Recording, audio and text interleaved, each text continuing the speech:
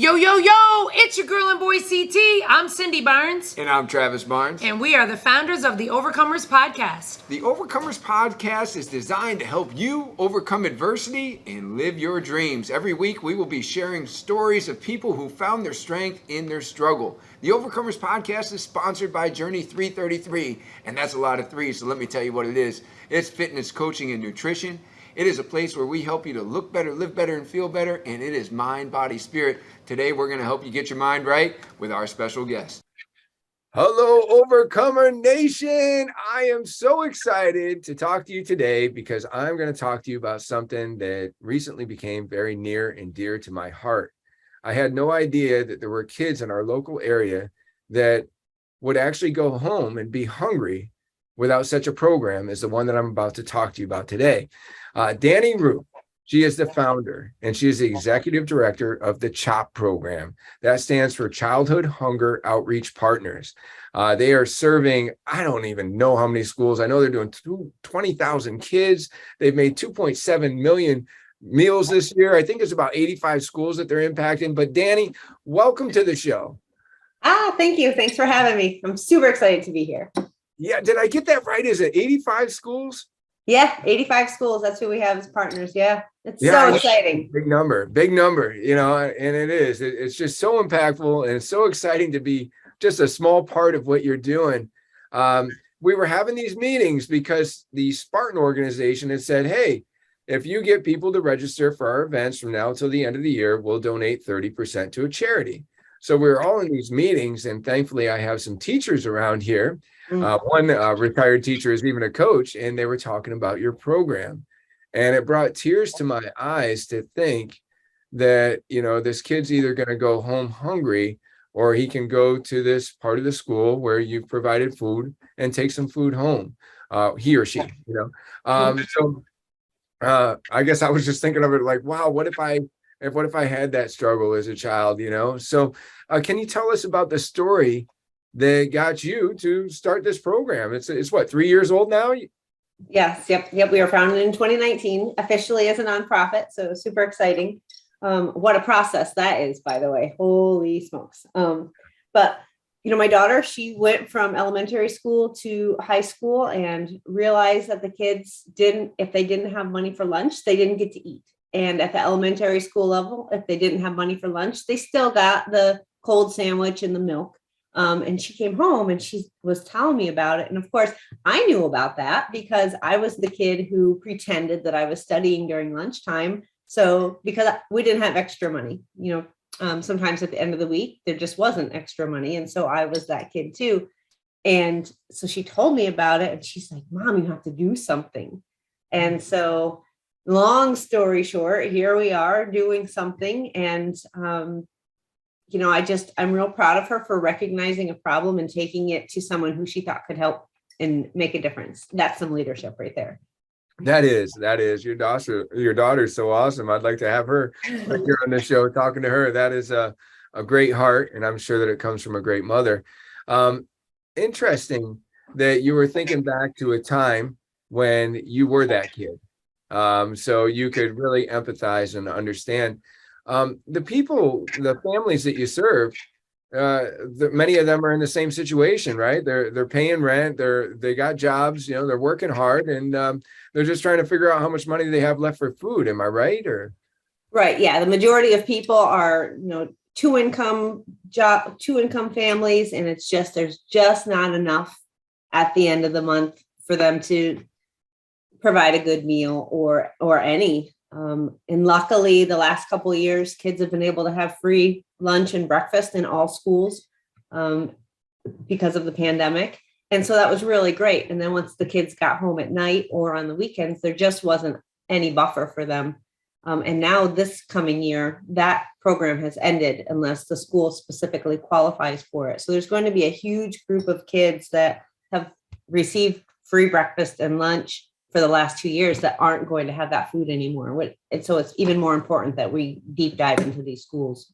Yeah, well, I didn't even think about that. So the pandemic adjusted with these free breakfasts and free lunches, but now things are turning back. And how did the pandemic affect what you were doing for the community? Did you see increases as people were losing their job, or, how increased demand for your services? How did that affect things? Oh, my word. Well, we were still a brand new baby organization when the pandemic hit. And luckily our systems are just so simple. We keep it smooth and simple and just easy to turn on a dime. But prior to the pandemic, we were packing maybe 1,000 bags a week. And then the order came that all the schools were going to shut down, and the schools weren't prepared for it. They had grumblings, they had ideas that they were going to end up having to shut down for that 2 weeks, which, we all know turned into not 2 weeks. Right. Another 2 weeks. Yeah, right. Let's try 3 more months. I don't know. Right. They all had an idea that something was going to happen, but a lot of the schools didn't know. So they got that call on Friday afternoon that we were shutting, the whole state was shutting down, and they didn't have a plan in place for these kids. And so we went from packing 1,000-ish bags a week to 18,000 bags a week, because schools from everywhere were reaching out saying, can you help? We heard that you have this program. Can you provide for our kids? And, these schools were doing everything in their power. And it was just beautiful to see the community come together, pack tens of thousands of bags. We'd load them on buses, we'd load them in box trucks, and they would get distributed to the kids. And it was really great. Teachers were helping out, families were helping out, because, here in Bradford County, we didn't see COVID until late in the game. So, our numbers stayed low for a long, long time. So we were able to keep cranking out these bags for a long time, which was really great for us.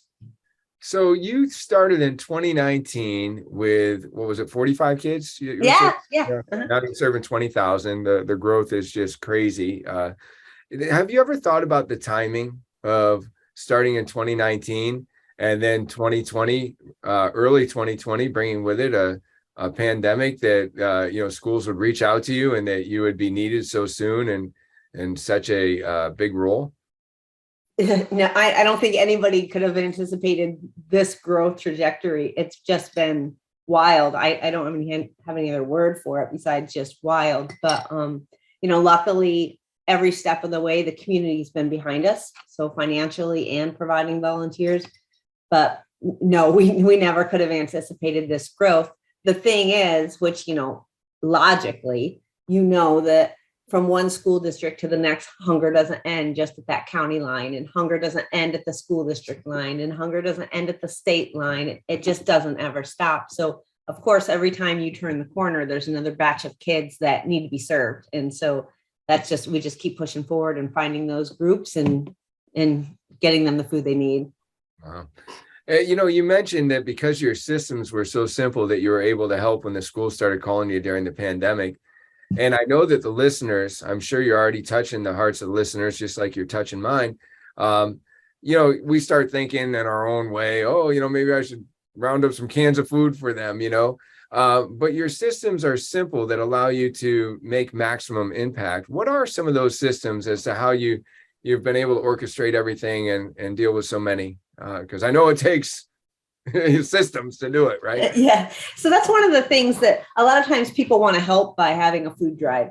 And while we absolutely appreciate that, I just always want to point out to people that your dollar can go much further if you give us the actual dollar.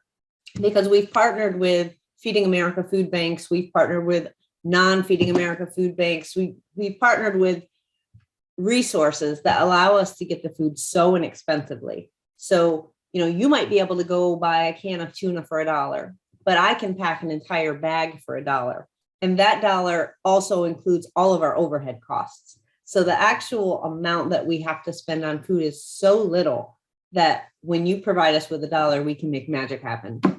Wow. That's awesome. And, it's simpler too. You think, okay, I better go to the store and get some cans of food and bring them to CHOP or whatever. But really, all you have to do is just pull $1 out of your pocket or what you can spare, and then you guys take care of the rest. Do you take care of it with volunteers? Do volunteers also help you to do some of the packing, or how does that work? Yeah, the majority of our workforce is volunteer workforce. So we have over 500 volunteers. We've partnered with lots of community agencies, Martha Lloyd, the Foster Grandparent Program, Mature Workers, Community Service. We have all sorts of organizations that come in, Boy Scouts, Girl Scouts, that kind of thing. and provide labor for us. So we have packing parties. It's so great. Give them a little pizza, give them a snack. They have so much fun. And it's just really great because we can do so much with the community around us that we couldn't do alone. I know we want to organize a journey packing party. I think that'll be a lot of fun. Our community, they all have just such beautiful hearts, and they're so connected. So that would be really awesome to experience. So now I want to move us a little bit forward because, the pandemic, I like to think that the toughest days of the pandemic are behind us. But then every time, right? Fingers crossed. Yeah, fingers crossed. Yes. But then, there's always new challenges. And, I wanted to ask you, our fuel prices have pretty much tripled since just about a year ago, right? I mean, they have just skyrocketed in a short period of time. And that has an impact on families that are trying to figure out, okay, well, we got to pay for our mortgage or our rent. We got to pay for our gas to, get to work. We got to pay our utilities. We got to pay these different things. How has that impacted what you do? Because I would feel like it's probably making their budget tighter and tighter, so. Oh, for sure. It's going to have a long-term lasting effect because, people were just starting to be able to dig out of the pandemic hole. And what that did to their budgets. And now we get whacked again with this economy, which, it's terrible. There's no denying it. It's terrible. And people who were just barely getting by just can't anymore. You might be familiar. We do mobile food distributions. We call them pop-up pantries. And every Wednesday we have one right here in Towanda at our warehouse. And in 1 month's time, our numbers increased at just that one single distribution that we do. And of course, we do many. Just that one, we saw an increase of 150 families every week. Increase. So it's not just 150 people, 150 families coming, lining up for produce and some, pantry staples. So, and it's just starting. It really is just starting because, we're living off last year's harvest still. So once we start to see this year's harvest, the effects of the fuel on that, it's just going to be a really hard situation for a lot of people. So let me ask you, we're trying to round up people to do these Spartan races because Spartan is being so generous is to, we'll give 30%. And a lot of times a ticket to an event like that is around $100. So let's just use $100 as a figure. Some more, some less, but $100. If they donated 30% of that, $30, what would you be able to do with it? Well, like I had said previously, it only costs us $1 to feed a child for a weekend. So, $30 equals 30 kids that we can send home with weekend bags. It's really just such a huge impact. You hear that, Overcomer Nation? Use your fitness for a cause. You go do a Spartan obstacle course race or a Tough Mudder or a DECA, and you're feeding 30 kids for a whole weekend. That's awesome. That's awesome. You must have had some proud moments over the years, since 2019, just different things that have touched your heart or things you've been able to do. You've grown so much. Would you mind sharing with us one or two special stories that, you feel most proud of? Whenever we launch a new school, I get very excited because, we get stories from the principals and a lot of times I don't share them just because I feel like they're private stories and I don't want to do a disservice to the kids. But just, one of them, we launched an in-school pantry and the principal told me that there were kids coming up to him shaking, couldn't believe that they actually had access to free food, crying that they could take home. Can I take a canned soup home for my sister too? Just little things like that you and I might not think about that, they can walk into this in-school pantry, grab an apple, grab a granola bar, not feel any stigma and take a can of soup home for their siblings and themselves and, advocate for their own needs. It really warms my heart because it truly gives the child power again. They don't have to rely on anybody else to make sure that they have the food. And so that always feels really good to me. Every time we launch a new school, it feels really great that we're moving forward. really just making an impact on these kids. And I'm looking forward to, 20 years from now or 12 years from now, because I guess that's how long kids spend in school, but to follow the kids from kindergarten all the way through to graduation, and to think that they never had hunger as one of the things that they have to worry about, that makes me really hopeful. That's so cool. That's so amazing to think about a big brother or a big sister. And that shows the fingers of your program, because you understand the number of schools you serve, and you understand the number of the kids you feed. But then it's like, oh, I'm going to take something home to my little sister or my little brother. It just shows the kind of fingers that this program has, or the ripple effect that you might have. That's awesome. Anything else that you'd share? Well, I'm trying to think. So it's really hard, honestly, because we just sit and we've grown so fast that our heads have just been down, like in the trenches. So sometimes you look up and you're like, what in the world is even happening here? How did we just go to 20,000 kids a week? Because it feels like just yesterday that we were working with the lights off and no heat on and coats and gloves, because we couldn't, it was $1 for the bags of food or $1 to have the lights on, and we chose the bag of food, so like it's really interesting to see how far we've come, and we definitely do sit and take some pride in that. But thank you for all the choices that you've made. Let me bring up one that you made recently that you don't know that I know about. So I was talking with someone that helps with the marketing for what you do, and she talked about a long line of cars that I think it might have been in the Towanda area that was already sitting there running their air conditioning, because it's been a hot summer, we know that. And they weren't supposed to start the food line until I think it was 1:00, but so many were already, so many cars were already lined up that you guys started it like an hour early. Do I have the details right? Was it something like that? Yeah, that sounds right. Yeah. It's just because there you are, not only the heart to feed people, but just seeing the demand. And then of course they can't sit in those cars with their fuel running, and they can't sit in those cars with their AC off, and it just shows this demand is just everywhere, and it's not going away. Let's talk about your vision for the future. Like, where do you see CHOP going? How do you plan to grow? How do you plan to handle that growth? If you could just give us a little bit about that vision. Well, we don't plan on stopping. Our vision is to be statewide here in the next couple of years, 5 years max to be statewide, which is really exciting. We have expanded to other states and then kind of scaled that back a little bit. We want to make sure that we're doing it really well where we are doing it and there's no misses. And so our focus is PA, and just really deep diving into PA, making sure that when we go into a community that it's fully served, that there's still not kids that are being looked over. We want to get into the nooks and crannies and make sure that, anywhere that there might be a pocket of kids that need some assistance, that we're there for them.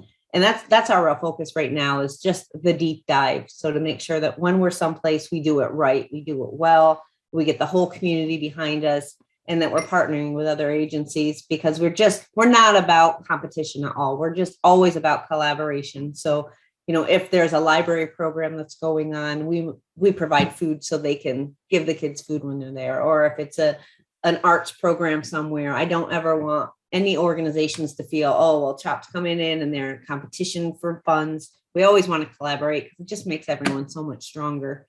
But it's that doing the deep dives, making the strong partnerships, and setting ourselves up so we're long-term. I was wondering what you meant by nooks and crannies, but I just picked this up, and I'm not sure if the listeners did too, but I guess I was picturing you in some room of the school where there was already some bags made up that some, needy child could go and grab if they were hungry, and they were going to be hungry once they got home with no food to eat. They have you as that resource. But you're trying to identify other programs or even outside the school and place the food that they will need there. Art program, library, things such as that, right? Right. So anywhere that kids might gather, we want to make sure that there's food for them to take home. That saves their parents from having to travel for the resources. The kids are already there. Why make it harder than it has to be? So if it's a VBS or anything like that, right now we're doing distributions in Scranton. Parks and Recs has pop-up Fridays where they have community resources, and we attend all those with bags of food. So if the families are already there, they can take the bags home. So it's more about making sure that where we are where the kids are and making it super efficient. And that, I think that's one of the beauties of our program, is because it's through the school, the parents don't have to make a special trip. They already can't afford gas. We don't want to make it so they have to drive to get their food too. So, partnering with the schools has been a really great win, because the kids can just take that bag home and they're so excited to. They're skipping down the hall with their backpack bag and they're just so happy to have it, and they can't wait to see what's in it. That's awesome. That's awesome. And I wanted to talk about something else, because you're like, the kids are so excited, and then there's another side to it too, where maybe they're shy about asking or whatever, but you take some measures to make sure that they can feel comfortable. Because you mentioned early on in this podcast, you said, I was the kid that pretended that they had to study because I really didn't have any lunch money. So what is that? How does it work in the schools? Like, if they want to, they're kind of shy about asking, like, how do you make it easy access and make it comfortable for them? There's I'm sorry. With the backpack program, it was really easy. So, in the beginning, there'd be a couple kids who would take it, but then once their friends saw that they got, a special snack in that bag. So, we try to make the bags fun. Of course, there's 2 dinners, there's 2 fruits, there's 2 breakfasts, and then there's a handful of snacks. But we like to include a snack that is going to make them really excited to get that bag. So there might be Doritos in there. There might be M&Ms, things like that. The normalizer is what we call them, because then they don't feel any stigma. They're so excited to get that bag of food, and then their parents can make whatever's in it for them. And we do the same thing at the high school level. So here's what happened with stigma. Elementary school, those kids were so happy to get their bags, but the second they walked into that high school, all of a sudden, nope, I'm not poor. No, I don't need that. Right. And so we knew, of course, kids don't magically not be hungry from the time they get to 6th and the 7th grade. It still exists. And so we were trying to figure out a way to just really eliminate that stigma. And so we launched an in-school pantry, and same exact items that are in that backpack program bag. We included a lot more fruit though, because the high school kids, they can't get enough fruit. They love apples, oranges, bananas. They love it. And it's too expensive for their parents to buy. So we try to stock in school pantries with a lot of fresh fruit, the things that they can take home, the granola bars, the things they can grab. But then we'll add things like Chex Mix or beef jerky or Gatorade, because then everyone wants to be in there to get those good things. And it just completely eliminates stigma, because everyone is used to seeing everyone else in there. And so nobody feels any certain sort of way. I like that approach. There's no stigma if people are jealous of what you got, which is what happens, right? They move on to high school and they're like, I got to have a name brand pair of jeans or a name brand pair of shoes. But if I have something that everybody wants, there's certainly no stigma to getting it. Is there a way that people qualify to participate in your program, or, is it, just kind of an integrity type of thing? How does it work? Yep, this is absolutely a want-based. So, one of the things that we did from the very beginning was not put income guidelines, because you don't know what's going on in their house. Their parents might make a ton of money, but they lost a job, or someone got sick, or the economy did what the economy did. So, we don't put income guidelines on our programs. If they need it, they need it. If they feel like they need it, then who am I to say they don't? Right. Oh, that's awesome that you're there for everybody. Let me ask you, your vision to be statewide, maybe no more than 5 years and as soon as possible. What's it going to take for that vision to happen? I know you probably have to climb over some pretty big hurdles to get there. The biggest thing is going to be sourcing food. And we've been working with a food bank that doesn't have boundaries that'll allow us to do that really efficiently. So that's definitely in the works. And it'll equate to about 400,000 kids a week. So having the right facility, because we'd like to do it really from as few warehouses as possible. So having the right facility, having the right fleet, and just making sure that we've made those good, strong partnerships with the right people to make it go seamless. But we're definitely getting there. Now, where do you live? You live in the Valley, right? I live in Laceyville. Okay, you live in Laceyville. but I mean, you're going as far as Scranton and, all these different places, 85 schools, right? 20,000 kids, a mission to serve 400,000 kids a week in the next few years. How do you make that happen? I mean, like, because I'm here trying to fathom that, and I know it's not you driving around in your car, all these thoughts, right? Like, systems. You really got to have a mind for systems and really incorporate a lot of help. Can you just, kind of let us know a little bit about how that happens? Well, the volunteer base is the biggest win. They come in, they pack the bags, and then we load them into our cargo vans and head out to the schools. And we're driving every day of the week. We've got a great team that, delivers to the schools every day of the week. We're doing additional things too on top of the norm. We're starting some new programs with the seniors, making deliveries, home deliveries to them. But it's just really having great volunteer base and staff that just has such a heart. I mean, we have very few paid staff members, because we try to keep our costs so low. But just the staff that we do have has such a heart for this mission that the sky is the limit with them. I really have lucked out. The right people always cross our path. Yeah, well, I have a little theory on that.